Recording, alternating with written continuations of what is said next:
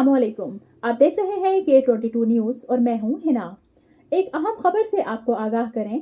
Paris की मुमताज कारोबारी और समाजी शख्सियत चौधरी आसिफ ने खित्ता पोटोहार से ताल्लुक रखने वाले अपने करीबी दोस्तों के एजाज में एक शानदार इशाइये का एहतमाम किया।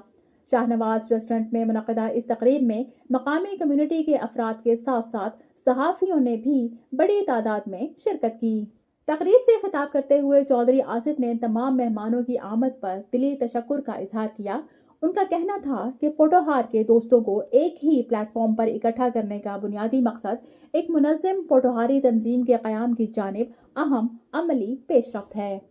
उन्होंने कहा कि इस तंजीम का मकसद न सिर्फ कम्युनिटी को मुत्तहिद करना बल्कि नई नस्ल को भी इस प्लेटफॉर्म से जोड़ना है, ताकि वो नौजवान जो मसरूफियात के बायस एक दूसरे से कम मिल पाते हैं, इस फोरम के जरिए एक दूसरे को जान सकें और अपनी सकाफत से मजबूत ताल्लुक कायम रख सकें।